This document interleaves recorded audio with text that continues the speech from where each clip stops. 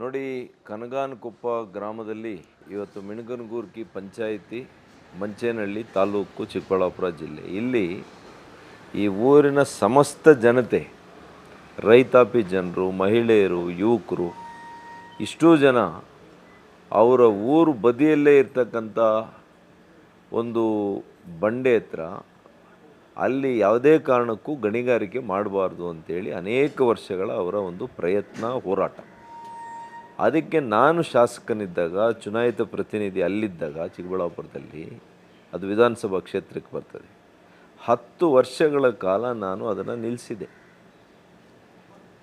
ಭಾಳ ಒತ್ತಡಗಳು ಬಂತು, ಅದರಿಂದ ನಷ್ಟವೂ ಆಯಿತು ರಾಜಕೀಯವಾಗಿ. ಆದರೂ ಕೂಡ ನಾನು ಜನಸಾಮಾನ್ಯರ ಪರವಾಗಿ ನಾನು ಧೋರಣೆಯನ್ನು, ಅವರ ಒಂದು ಹೋರಾಟಕ್ಕೆ ಸ್ಪಂದಿಸಿ ಅವ್ರ ಜೊತೆಯಲ್ಲಿ ನಿಂತೆ. ಆದರೆ ಈಗಿರ್ತಕ್ಕಂಥ ಯಾವ ವ್ಯಕ್ತಿ ಆ ಊರಿಗೆ ಹೋಗಿ ಭಾಷಣ ಮಾಡಿ, ಸಿನಿಮಾ ಡೈಲಾಗ್ ಹೊಡೆದು, ಯಾವುದೇ ಕಾರಣಕ್ಕೂ ಇಲ್ಲಿ ಗಣಿಗಾರಿಕೆಯನ್ನು ನಾನು ತರೋದಿಲ್ಲ, ಮಾಡೋಕ್ಕೆ ಬಿಡೋದಿಲ್ಲ ಅಂತ ಹೇಳಿದಂಥ ಪ್ರತಿನಿಧಿ ಇವತ್ತು ಏನು ಮಾಡಿದ್ದಾರೆ, ಎಷ್ಟು ಹಣಕ್ಕೆ ಮಾರ್ಕೊಂಡಿದ್ದಾರೆ ಅವ್ರನ್ನವರು.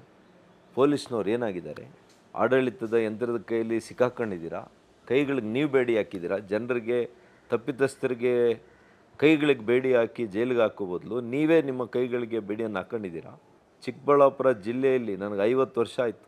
50 ವರ್ಷದಲ್ಲಿ ಯಾವತ್ತೂ ಕೂಡ ಬಂದೂಕನ್ನು ಹಿಡಿದು ಶೂಟೌಟ್ ಮಾಡಿರ್ತಕ್ಕಂಥ ಪ್ರಕರಣ ನಾನು ಕೇಳೂ ಇಲ್ಲ, ನೋಡೂ ಇಲ್ಲ. ಇವತ್ತು ಎಲ್ಲಿಗೆ ತಂದರೆ ನೀವು ನಿಮ್ಮ ಕಾಂಗ್ರೆಸ್ನ ಆಡಳಿತ, ನಿಮ್ಮ ಜಿಲ್ಲಾಡಳಿತ, ತಾಲೂಕು ಆಡಳಿತ, ಕ್ಷೇತ್ರದ ಆಡಳಿತ, ಹಣಕ್ಕೆ ನಿಮ್ಮನ್ನು ನೀವೇ ಮಾರ್ಕೊಂಡು, ನಿನ್ನೆ ಉಗ್ರಗಾಮಿಗಳು ಮಾಡಿದ್ದಾರಲ್ಲ ಆ ಕೆಲಸ. ನೀವು ನರರಾಕ್ಷಸರಾಗಿದ್ದೀರಿ, ಇವತ್ತು ಹಣದ ರಾಕ್ಷಸರಾಗಿದ್ದೀರಿ. ಇವತ್ತು ನೀವು ಪ್ರತಿನಿಧಿಗಳಾಗಿ ಉಳಿದಿಲ್ಲ. ನೀವು ನಿಮ್ಮಿಂದ, ನಿಮ್ಮ ಒಂದು ಭ್ರಷ್ಟಾಚಾರದಿಂದ ಇವತ್ತು ಎಂಥವ್ರಿಗೂ ಕೂಡ ಧೈರ್ಯ ಬಂದಿದೆ. ಕಾನೂನು ಮೇಲೆ ಹಿಡಿತಾ ಇಲ್ಲ, ಕಾನೂನು ಬಗ್ಗೆ ಹೆದರಿಕೆ ಇಲ್ಲ.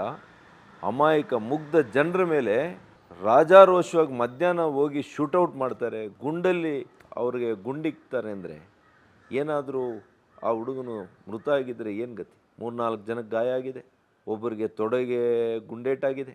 ನಾನು ಈ ಸರ್ಕಾರಕ್ಕೆ ಆಗ್ರಹ ಮಾಡ್ತೀನಿ, ಏನಾದರೂ ನಿಮಗೆ ನಿಜವಾಗಿಯೂ ಕೂಡ ನಾವು ಆಡಳಿತ ನಡೆಸ್ತಾ ಇದ್ದೀವಿ, ಒಂದು ಸರ್ಕಾರ ನಡೆಸ್ತಾ ಇದ್ದೀವಿ ಅಂತ ನಿಮಗೇನಾದರೂ ಅನಿಸಿದರೆ ಇದನ್ನು ಉಗ್ರವಾಗಿ ತಗೋಬೇಕಾಗ್ತದೆ.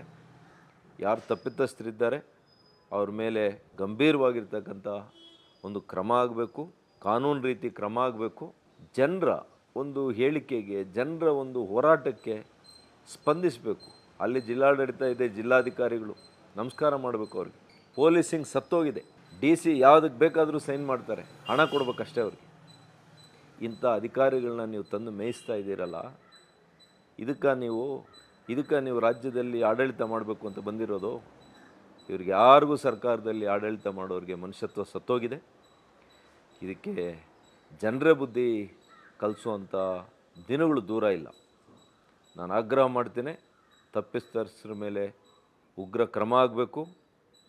ಮತ್ತು ಈ ರೀತಿಯಲ್ಲಿ ಜಿಲ್ಲೆಯಲ್ಲಿ ಯಾರಿಗೂ ಕೂಡ ಧೈರ್ಯ ಬರಬಾರ್ದು. ಈ ರೀತಿಯ ಒಬ್ಬ ರೌಡಿ ಥರ, ಒಬ್ಬ ಉಗ್ರಗಾಮಿ ಥರ ಹೋಗಿ ಶೂಟೌಟ್ ಮಾಡೋದು ಎಲ್ಲಿಗೆ ಹೋಗಿದೆ ಚಿಕ್ಕಬಳ್ಳಾಪುರ? ನಾನು ಇಡೀ ದೇಶದಲ್ಲಿ ಚಿಕ್ಕಬಳ್ಳಾಪುರಕ್ಕೆ ಹೆಸರು ತರಬೇಕು, ಖ್ಯಾತಿಯನ್ನು ತರಬೇಕು, ಹಗಲು ರಾತ್ರಿ ಕೆಲಸ ಮಾಡಿದೆ. ಅಂಥ ಚಿಕ್ಕಬಳ್ಳಾಪುರನ ಇವತ್ತು ನೀವು ಗನ್ ಶೂಟ್ ಮಾಡೋ ಅಷ್ಟರ ಮಟ್ಟಿಗೆ ತಂದಿದ್ದೀರಿ.